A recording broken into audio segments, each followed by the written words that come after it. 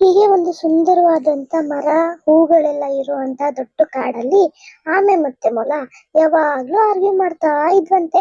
ಯಾರು ಮೊದ್ಲು ರೇಸಲ್ಲಿ ಗೆಲ್ತಾರೆ ಅಂತ. ಇದನ್ನೆಲ್ಲ ನೋಡ್ತಾ ಇದ್ದಿದ್ದ ಕೋತಿ ಹೇಳ್ತಂತೆ, ನಾನೇ ರೆಫ್ರಿ ಆಗ್ತೀನಿ, ನೀವ್ ಯಾರು ಫಸ್ಟ್ ಗೆಲ್ತಾರೆ ಅದನ್ನ ನಾನೇ ನೋಡ್ಕೊಂತೀನಿ, ರೇಸ್ ಸ್ಟಾರ್ಟ್ ಮಾಡೋಣ ಬನ್ನಿ ಅಂತ. ಆಗ ಮೊಲ ತುಂಬಾ ಖುಷಿಯಿಂದ ಹೋಗಿ, ಎಸ್ ನಾನು ತುಂಬಾ ಸ್ಪೀಡ್ ಆಗಿ ಓಡ್ತೀನಿ, ನಾನು ಬೇಗ ಗೆಲ್ತೀನಿ ಅಂತ ಅನ್ಕೊಂಡು ಆಮೇಲೆ ನೋಡ್ಬಿಟ್ಟು ನಕ್ಬಿಟ್ಟು ಓಡ್ತಂತೆ.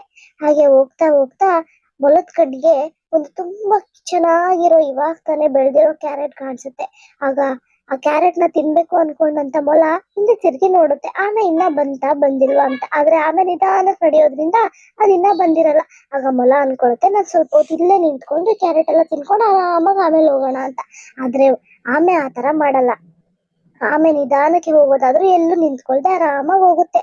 ಆದ್ರೆ ಮೊಲ ಕ್ಯಾರೆಟ್ ನ ಚೆನ್ನಾಗಿ ತಿಂದು ಹಾಗೆ ಗೊತ್ತಿಲ್ಲದೆ ಮಲ್ಕೊಂಡ್ಬಿಟ್ಟಿರುತ್ತೆ. ಸ್ವಲ್ಪ ಹೊತ್ತು ಆದ್ಮೇಲೆ ಮೊಲಕ್ಕೆ ಎಚ್ಚರ ಆಗುತ್ತೆ, ಸಂಜೆ ಆಗೋಗ್ಬಿಟ್ಟಿರುತ್ತೆ ನೋಡಿದ್ರೆ.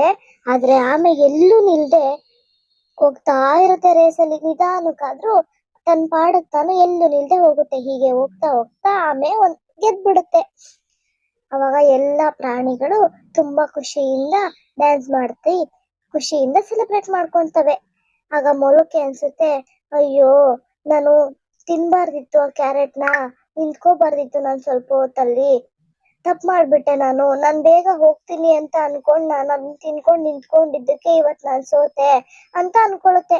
ಆದ್ರೆ ಆಮೆ ಮಾತ್ರ ತನ್ನ ಛಲನ ಬಿಡದೆ, ಪರವಾಗಿಲ್ಲ ನಾನು ನಿಧಾನಕ್ಕೆ ಹೋದ್ರುನು ನಾನು ಎಲ್ಲೂ ನಿಂತ್ಕೋಬಾರ್ದು ಅಂತ ಅನ್ಕೊಂಡ್ ಹೋಗುತ್ತೆ. ಹೀಗೆ ಅರ್ಥ ಆಯ್ತಲ್ಲ ಮಕ್ಕಳೇ? ಯಾವತ್ತು ಸೆಲ್ಫ್ ಕಾನ್ಫಿಡೆನ್ಸ್ ಇರ್ಬೇಕು, ಆದ್ರೆ ತುಂಬಾ ಜಾಸ್ತಿ ಇರಬಾರ್ದು. ಸಬ್ಸ್ಕ್ರೈಬ್ ಮಾಡಿ.